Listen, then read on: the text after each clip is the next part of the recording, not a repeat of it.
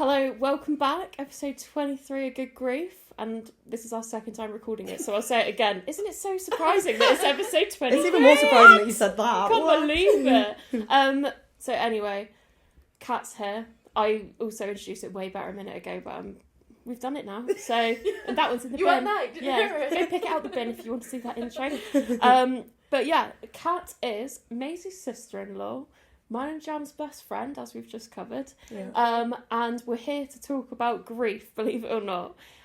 So me and Maz were talking, Maz was talking to Kat, we were all just talking about grief, funnily enough.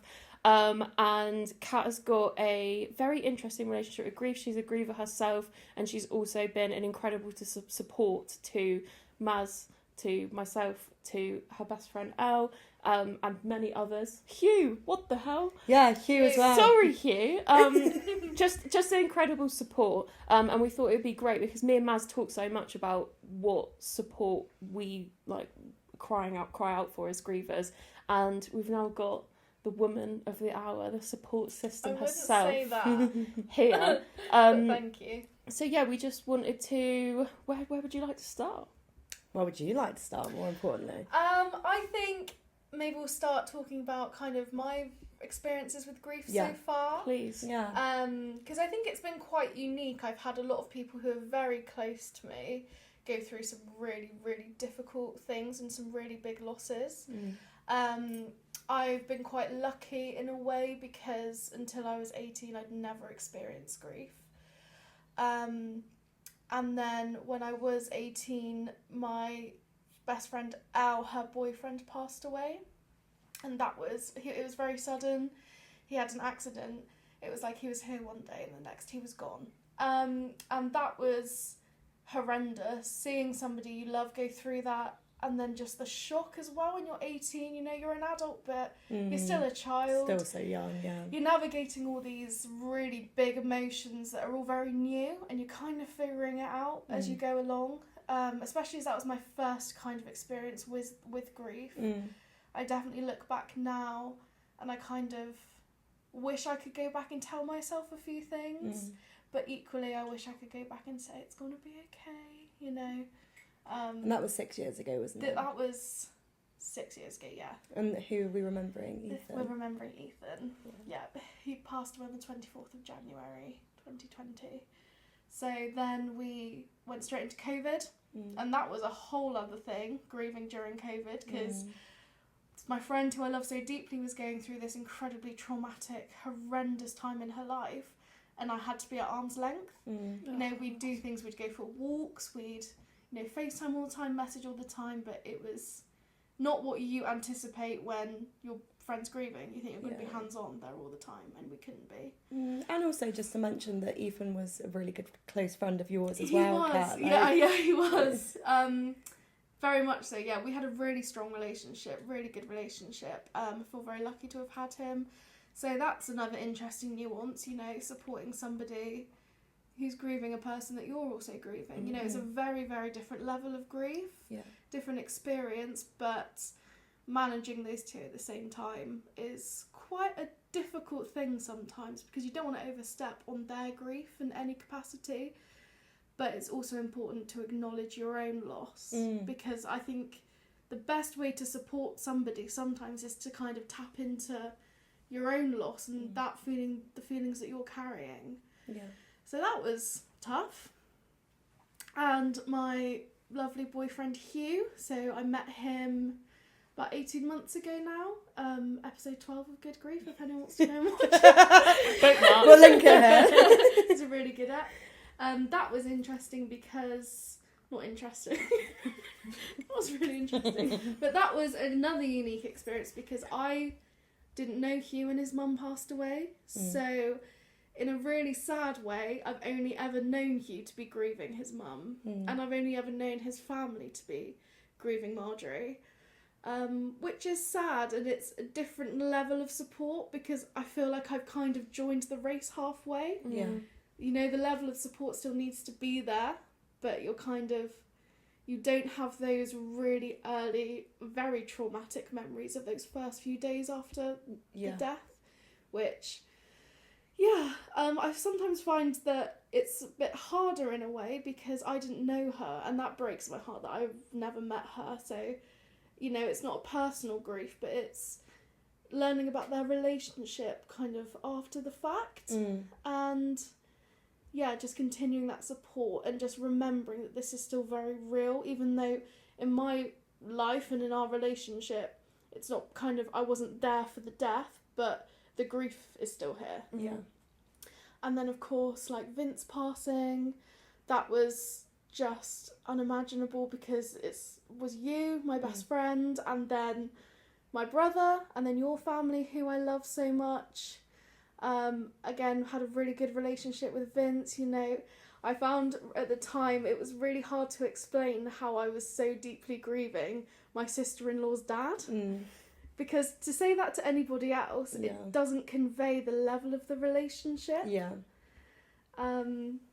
But yeah, and then it's kind of the same with Hugh's mum, like Rosie, like you losing your dad, kind of coming into your life after the death. Yeah, it's kind of those two perspectives on grief which I've experienced, and they have both taught me a lot about how to support someone. Definitely not a pro, but you just learn so much, and you really learn that every loss is so different, and every person experiencing the loss is so different, you know. Like you losing Vince, Harry losing Vince, your mum losing Vince, you all need different things. Yeah. And that's been a really interesting thing to learn. And you've obviously had Ethan pass away suddenly, unexpectedly. Same with Vince. So you've kind of really seen the impact of traumatic, sudden grief with people so close to you. Yeah, it's so hard. And like with Al, obviously you say about, you know, you were only 18 at the time and you were navigating that. And you mentioned that there's things that you would have changed now. What is there anything in particular that you would go back and change? Yeah, I think so. I think at the time, as you know, you just want to fix it. And I think that's something I still felt when Vince passed. Yeah. Very much. Just want to fix it, just want to make it better. And I think when Elle was really in the depths of her grief, just after Ethan had passed away, I very much wanted to get her out and talk about other things and, you know, keep her busy and keep her moving. And to some extent, that's good, and it very much depends on the person. But I think now what I've learnt, and now I think Elle and I are really good at just talking about Ethan, talking about it, acknowledging how absolutely horrendous that time was, not shying away from it, you know. We can be busy and we can have fun, and we do have a lot of fun, you know, but just talk about it. It's really uncomfy. It's such an uncomfortable thing to do sometimes. Sometimes it's not. Sometimes it's fine. Sometimes it's lovely to talk about them. Sometimes you're, you know, ready to get into it and get into those feelings, but I would just say don't shy away from it. How do you feel, this is what I find so interesting, how do you manage your own grief? Because I mean, one thing everyone can say about Kat is the way you show up for people is so... Absolutely.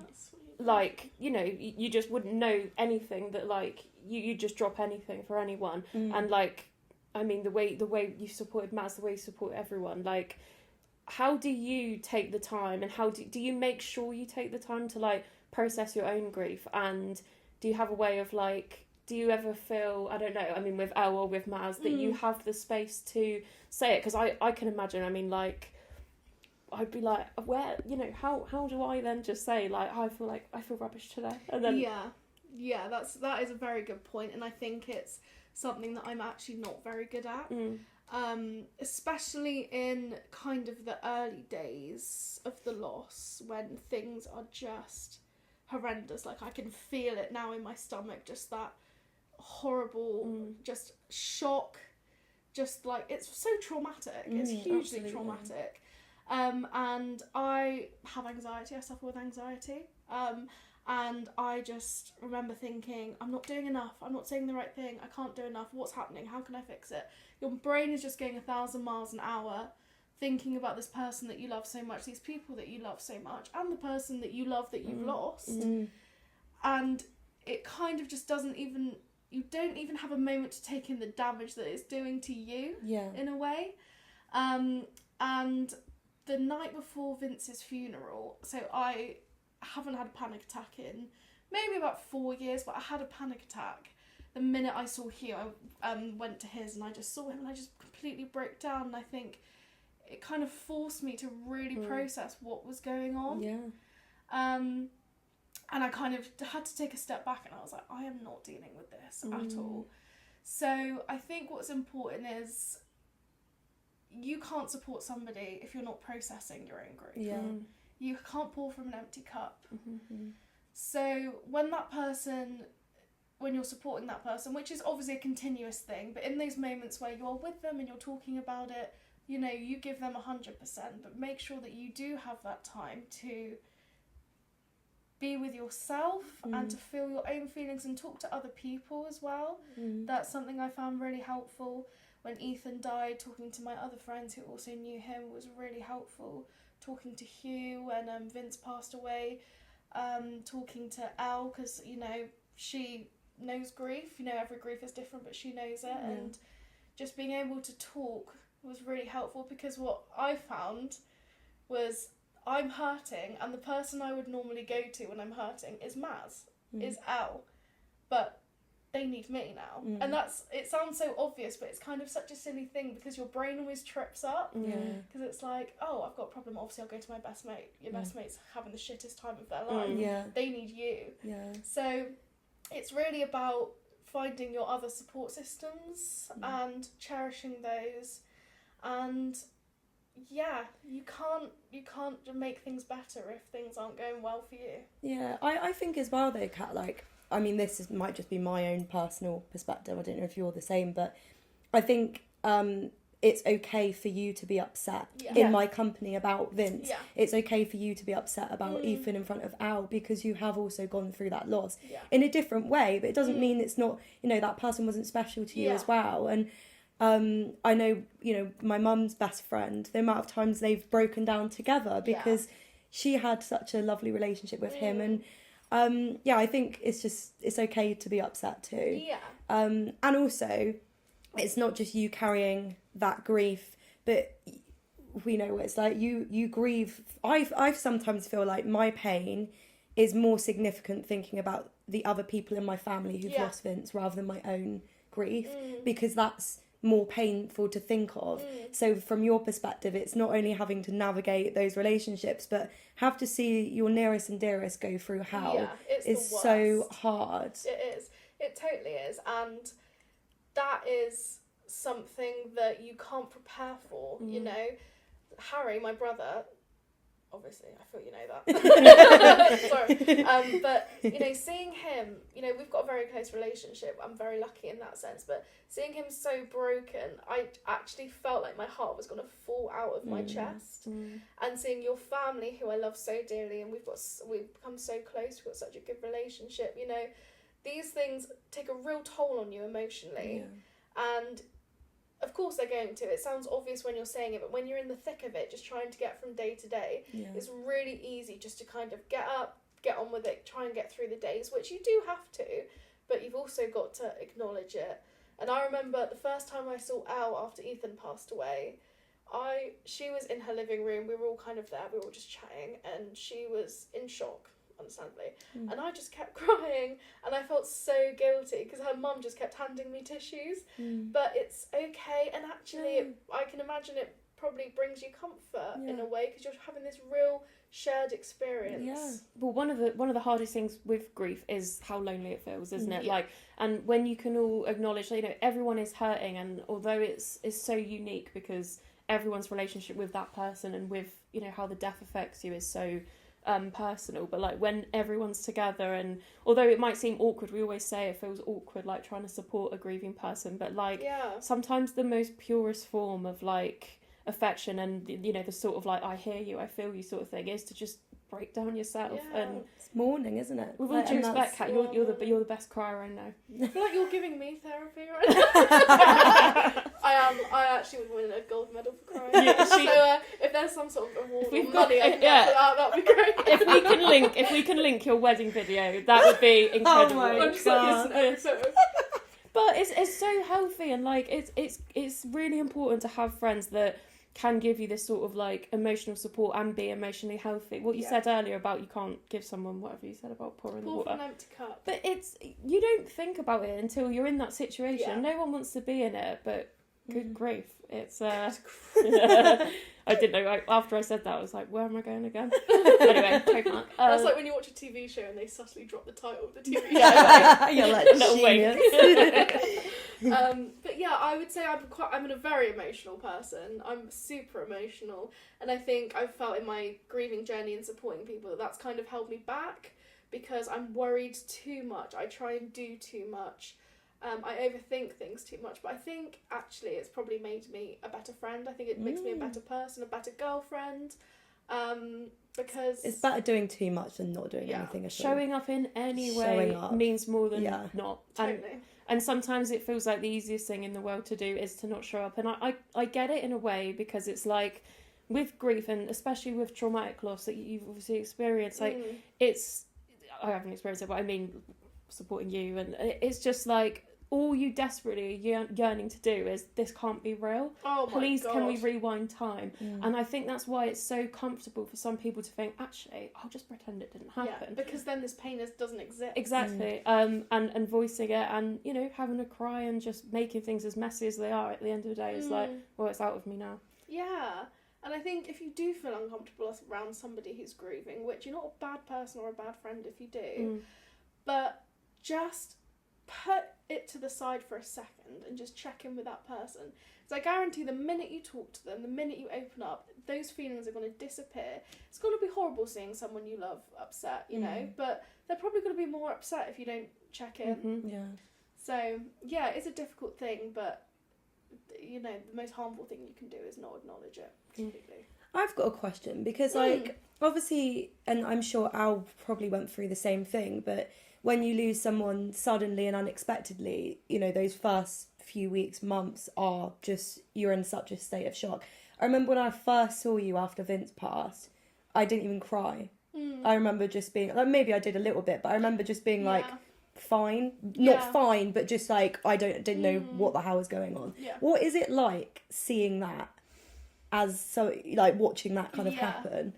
I think you're in damage control mode in a way, because you don't know what you're going to get when you walk through that door. And I remember seeing you, it was 2-3 days after it happened, and we saw each other and we were crying. I actually pulled a muscle in my stomach, I was crying so much, and I think that shows what an Olympic crier I am. But yeah, it is surreal because you're kind of trying to guess how that person's going to be. I was trying to guess how you're going to be, which you can't do, but you have to go in with something just to give you something to kind of cling on to in this unimaginable time.